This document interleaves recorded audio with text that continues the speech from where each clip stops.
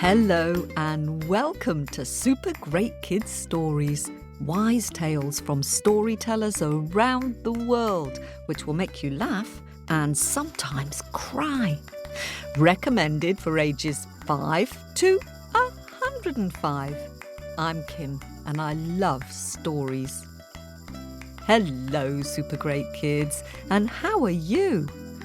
I'm very pleased because we have a story this week which is a how and why story about a river. And I love rivers. I love the way they sparkle and ripple in the sunshine and the way they smell when they're clean and all the wildlife which live around them. I live near the Great River Thames in London, which is the second longest river in the UK.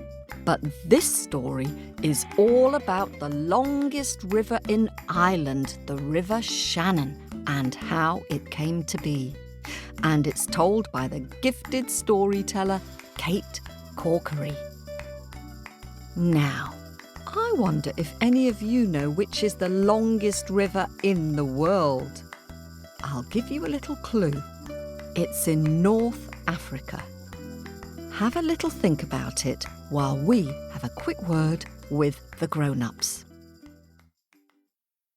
Hello, Super Great Kim. Hello, Super Great David. Kim, I have a question. I love questions. Fire away. What is the best kind of story? Well, I think the best kind of story is an old story which has been told for many years and passed on from person to person. Ooh, that's a good answer. I thought you were going to say something specific like only Baba Yaga stories or Nancy stories or stories that have to have two-headed giants in them. No, just a story which has been loved and passed along and told by lots of people. Right, okay. So if we really want more people to hear stories, seems like we're going to need help from our lovely listeners. Yes, we know these stories because people have been sharing them with each other for donkey's years. I tell you, you tell someone else, they tell someone else, and soon everyone knows the story. You know what, Kim? I think maybe it's such a good idea that we could possibly put it into song. If you tell a friend and I tell a friend, we'll all have a super great time. And if they share one and they pass that along, a whole lot of us, a whole lot of us, a whole lot of us will have a super great time.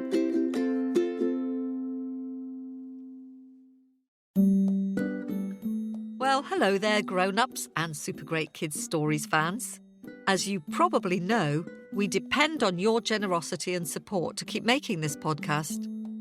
If you subscribe and join the Owlets Club, you'll get access to all sorts of lovely extras like subscriber-only episodes, early and ad-free episodes, as well as a newsletter from Story Owl, word puzzles, book recommendations, and film footage of our live shows.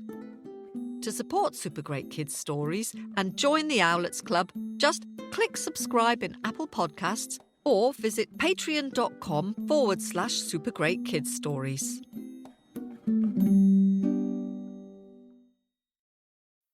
Hello, Super Great Kids. I'm back. Do you know which is the longest river in the world? Well, it's the River Nile, which flows through 11 different African countries, including Egypt and Ethiopia. One way you can remember the name Nile is that it sort of rhymes with crocodile. And wonder of wonders, there is in fact a crocodile, which is called the Nile crocodile. Possibly not a good idea to swim in that river then. But back to Ireland and our story about the beautiful River Shannon. I'd like to dedicate this story to Vincent in New York, who is nearly 5 and whose granddaddy was a Shanachie, which means storyteller in Irish. Can you remember how to say once upon a time in Irish? Fodó, fodó, fodó. That's right. Can you say it again a bit louder? Ready? For dough. Let's give a warm welcome to Kate Corkery. Once upon a time, a very long time ago, there was a girl in Ireland who was always asking questions. Now, it was so long ago that, she wasn't going to school. She didn't have any books. She couldn't read or write. Of course, there was nothing like an encyclopedia or Google or computers that she could consult. So when she wanted to know something, she had to ask somebody. And usually the person she would ask might be her mum, for example. Like one day she woke up and she said to her Mammy, "Mammy." "Yes, darling." "What makes the sky blue, Mammy?" "Oh, that's a nice question, darling. I don't know. Go and ask your dad." "Daddy." "Yes, darling." "What makes the sky blue? Dad, what makes the grass green, Daddy? What makes water wet?" "Oh, they're very good questions, darling," said Dad. "Go and ask your granny." So she went to look for her granny. And on that particular day, her granny was sitting by the banks of the river. And her granny had in one hand a piece of wood, and in her other hand she had a sharp tool. She was carving the wood. She was making a face, and the girl, who was always asking questions, said, "Granny, what are you carving, Granny?" "Oh, I'm carving a statue," said the granny. "Who are you carving a statue of, Granny?"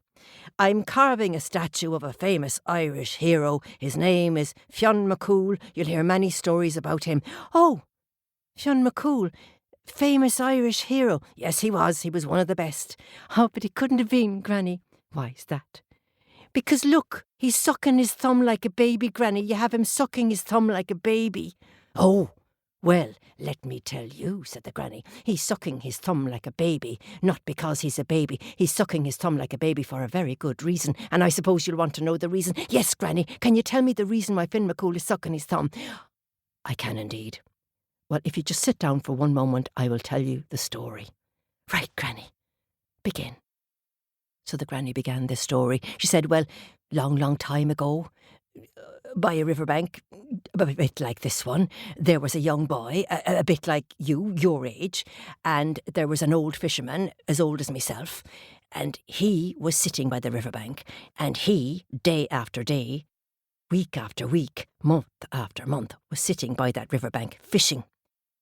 He was fishing and waiting and hoping that he would catch a very, very special fish." "What was a special fish, Granny?"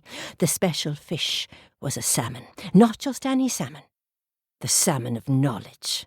"The Salmon of Knowledge, Granny? What's that?" "The Salmon of Knowledge is a salmon that's covered in red spots from eating berries from the rowan tree. And the Salmon of Knowledge is a very special salmon. Anybody who could eat it would know everything, would have all the knowledge in the world." "All the knowledge in the world, Granny?" "Yes, and would you believe it? On the day that the young boy was with the old fisherman, didn't he catch that very salmon? The Salmon of Knowledge covered in red spots, and he pulled it out of the water. He was very, very excited, and the old man, whose name was Finnegas, he said to Finn McCool, he said, 'Boy, yes, sir, I want you to make a fire. I want you to cook this fish for me. I want you to tell me when it's ready.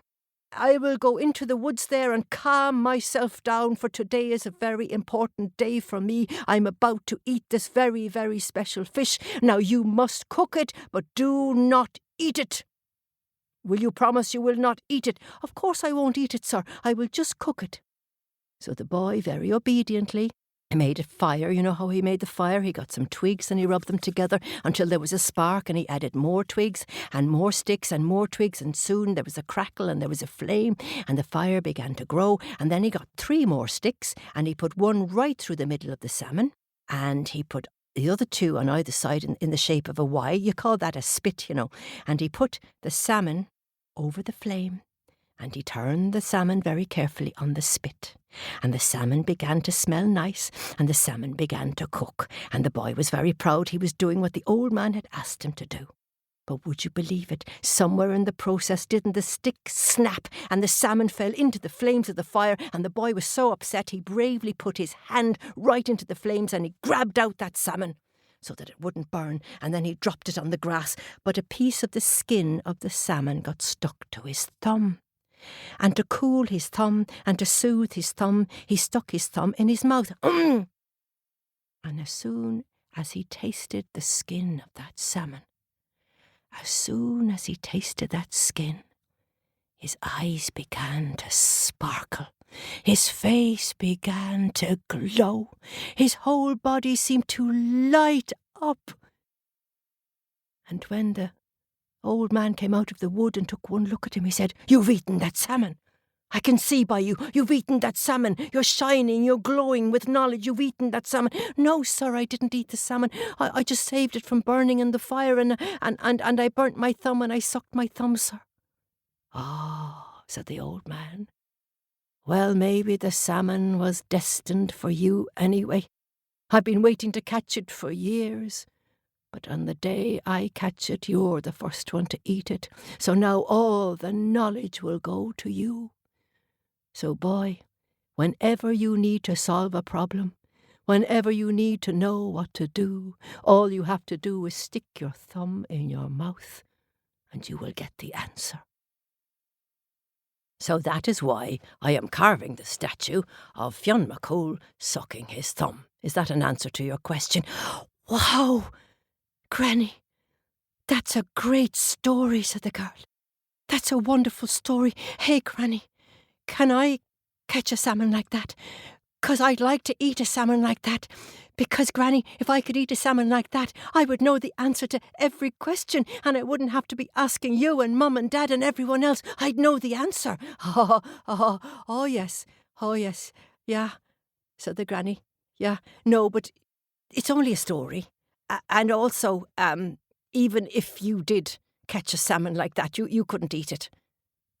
"Why not, Granny?" said the girl. "Because you're a girl." "I know I'm a girl. And the old legend says that if a girl eats the salmon of knowledge, she will not live to tell the tale." "What?" said the young girl. "Granny, are you telling me that if a boy eats a piece of fish, he will know everything, and if a girl eats the same piece of fish, she will not live to tell the tale? I don't believe that, Granny. That's not true. It can't be true. Tell me where I can catch one of those salmon. I'm going to catch one, I'm going to eat one, and I'm going to show you it's not true." "Ah," said the Granny, "now listen, calm down.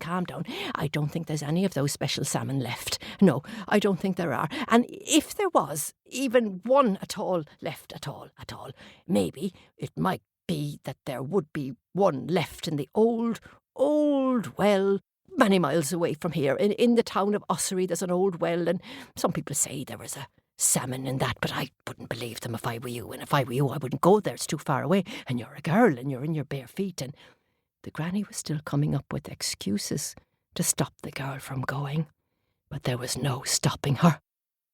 There was no stopping her. She was thirsty for knowledge, and if there was a salmon she could eat to give her all the answers in the world, she was going to find that salmon. So she turned on her heels, and she ran on her bare feet, and she ran towards the town called Ossory. And as she was running along by the river and running through the woods, she was thinking of everything her Granny had said about the salmon. Now, do you remember what coloured spots her Granny said the salmon had? Yes, red. From what? From eating berries from the rowan tree, rowan berries. So the girl, she picked as many rowan berries as she could find as she passed through the woods, and she stuffed her pockets full of them. And when she walked, it was 20 miles away to the town of Ossory. When she finally got there, she was tired, but she was still excited to think that she was near the place where the well was, but she didn't know exactly where the well was. And she met a group of children, and she said, "Excuse me, could you tell me, please, where the old stone well is?" "Oh, yeah, the old stone well is down that laneway there, down to your left." Well, the girl followed the laneway, small little road, little boreen, down to the left. But when she got to the end of the boreen, it was very, very muddy, and she was walking through the mud towards a big herd of hungry pigs who were snorting and thought she had come to feed them. So she had to throw them fistfuls of the red berries out of her pocket and turn on her heels and go and run back up the laneway, back into the centre of the town. Then she found an old man and she said, "Excuse me, old man, I'm looking for the well. Can you please tell where it might be?" "Ah," said the old man, "yeah. If you go up around that hill there, you'll find the well on top of the hill." "Right," said the girl. By now, it was getting towards evening time.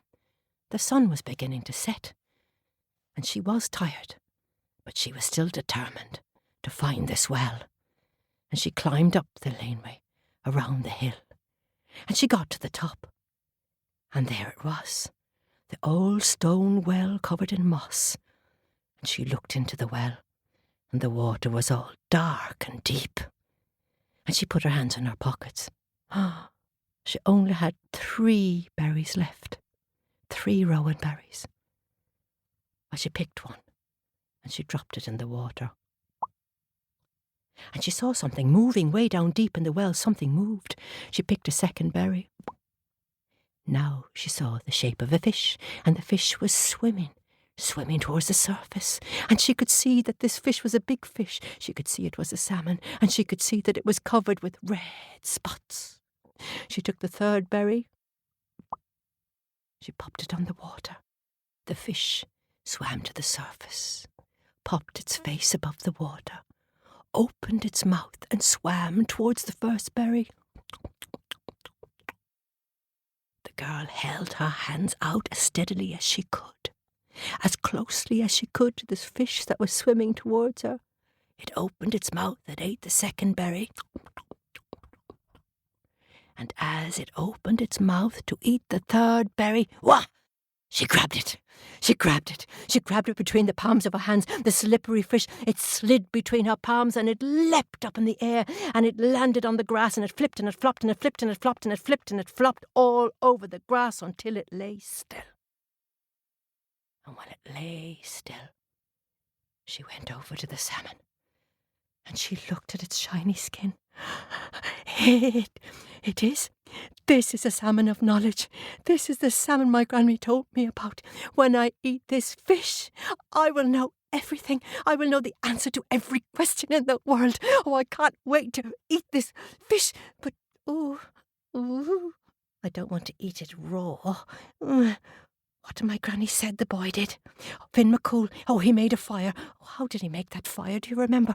He gathered up some, twigs. He got some twigs and he rubbed them together. He rubbed them and rubbed them until a spark appeared. And when a spark appeared, he added more pieces of little twigs, little sticks. And then the flames grew and they began to spark and grow and flicker. And then he got, how many? 3 more sticks. And he stuck one right through the salmon just like this, just like I'm doing. And he propped the other 2 on the side of the fire, and he put the fish on top, just as I'm doing now, and he began to turn it over the flames to cook it. And the girl, who was always asking questions, turned the fish over the flames, and soon it began to smell really nice, really tasty. Oh, this fish is beginning to smell very delicious. Do you think it's ready? Do you think it's time to take it off the flame? I think it is. And she lifted the stick and the fish off the flames and she blew it to cool it down a little bit. And then she carefully picked off one little piece and put the salmon in her mouth. As soon as she tasted that fish, as soon as it touched her lips, her eyes began to sparkle. Her face began to glow. Her whole body seemed to light up with all the knowledge of the world. Suddenly, she could see things in the past that happened many years before. She could see into the future to what had not yet happened. She could hear the languages of the world from every place. She could understand the language of the animals and the flowers and the fish. She was so excited. Her head, her mind, her brain was so full of knowledge and the answer to all the wonderful questions she'd ever thought of that she leapt up in the air. She leapt up so high, she leapt like a salmon in the air, and then she landed splash into the water of the well. And she went down, down, down, down, down into the deep, dark waters of the well. As she went down into the waters of the well, the water splashed up over the wall of the well, and the water began to flow and trickle down the hillside. It began to meander, it began to lap, it began to gurgle, it began to burble, it began to bubble over stones and pebbles, and it rushed and it gushed and it raced on and it raced on, and it grew and it got faster and it got deeper and it got wider, and it rushed past the town and it rushed through the woods and it rushed into a lake and it rushed out the other side, wider, deeper, longer, stronger. It flowed and it flowed, it flowed and it flowed on, all the way right through Ireland. From that little well it went right through the land, through fields, through towns, until eventually that water reached the sea, the wide open sea, and it became a river. It is the longest, strongest river in all of Ireland. And that river, that beautiful, long, strong river, is still there today. But the girl, who was always asking questions, was never seen again. And do you know what her name was? Her name was Shannon. Shannon. Shannon. That is the name of Ireland's longest river. It was called after that beautiful girl. And to this day, it's a mystery what happened to her. I'd like to leave you with this mystery. Maybe you could give me the answer. Did Shannon go down, down, down the well into another land, under the land and under the water? Did Shannon turn into the next magical Salmon of Knowledge? Did she swim along the waterways, and did someone else find her? Or did she simply vanish? I don't know. But if you ever go to Ireland, make sure you visit the River Shannon. Snip, snap, snout. The story is out.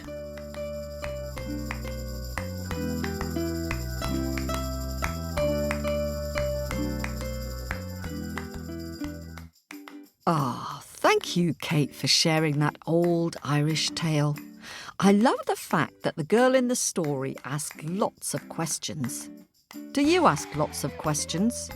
It's a great thing to do, especially if you're just starting back at school. Think of all the things you can ask your friends who you haven't seen for ages, or anyone new who's starting in your class. Asking questions is a great way of making friends too. Questions like, what was the best thing you did this summer? Or, what's your favourite animal and why? Or even, what's your name? Is a good place to start. Now, do you know what time it is? Yep, it's time to have a deep dig into my bag of happies and say a big thank you to some kind owlets who've hopped into our nest and joined our club. To Valentine from Santiago in Chile, who is 7. Valentine likes the ghost of the bloody finger. Well done for being brave, Valentine. And to new subscriber Emery Irene from Edmond in Oklahoma, who has just turned 7. Her favourite story is Strawberries in Winter. And to brand new owlet Ramona, who is 6, and to her little brother Mateo, who is turning 3 next month. Ramona and Mateo are from Seattle in Washington in the US. Ramona's favourite story is The Magic Orange Tree. I love that one too, Ramona. And to new owlets Hayes, who is 5.5, and her brother Henry, who has just turned 2, from Atlanta, Georgia in the US. Hayes is a super great reader, and so, perhaps unsurprisingly, her favourite story is The Devil and the Boy Who Could Read. They love listening on family walks and on car trips. Happy listening! And hoo hoo hoo hoo hoo to new subscribers from Hong Kong, Caleb, who is 5, and Charlotte, who is 3. Caleb has been listening for more than 2 years now. He first fell in love with the story Peach Boy, and he's grown much braver and now listens to The Ghost with the Bloody Finger and even Baba Yaga stories. Well done, Caleb, for being open to trying something new. And welcome all of you to the Owlet Club. I hope you enjoy the letters and the bonus stories and the word searches. And thanks very much to the anonymous Ko-fi donor who's left us a tip to buy a coffee. Very kind of you. Now, lots of you have been drawing up a storm of wonderful story pictures.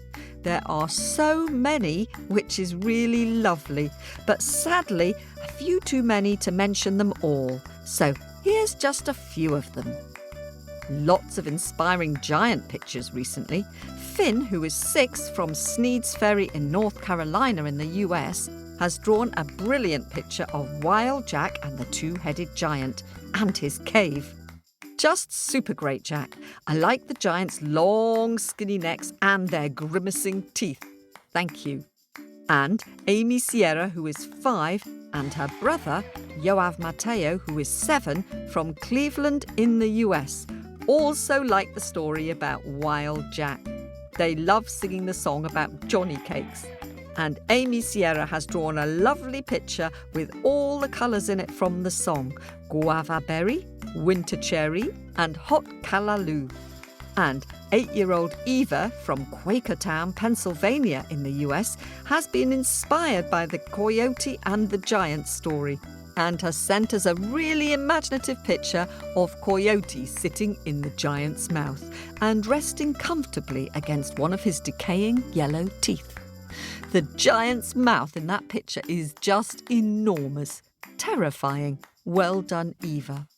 And 5-year-old Kit from Geelong in Australia has drawn a lovely picture of the eagle and the falcon from the story The King of the Birds. I really liked your birds' hooked beaks, sharp claws and strong wings.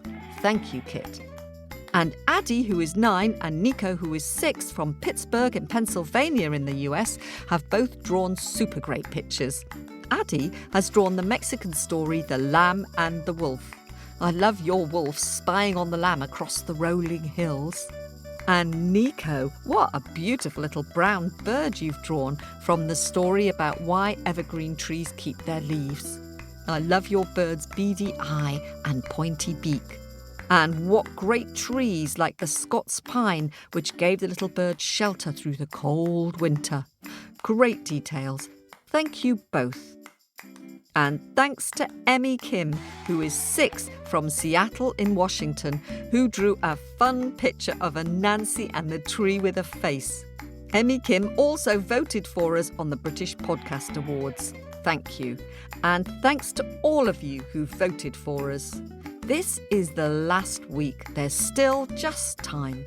If you'd like to vote for us, go to our Facebook page or our website, supergreatkidsstories.com, where you'll find the link. You can vote until September the 5th. Thank you. If you'd like to see some of these super great drawings, they're on our Facebook page at facebook.com/supergreatkidsstories. Do send in your pictures for us to share on Facebook with other story lovers. That's it for this week. Have a happy long weekend if you're celebrating Labour Day in your country. And if you're one of our subscribers, remember to look out for your bonus story about a dog and a birthday party. And a super great scary story about a mermaid. They should appear in your channel soon. Keep telling your stories and singing your songs. See you soon. This story was recorded at Wardour Studios in London.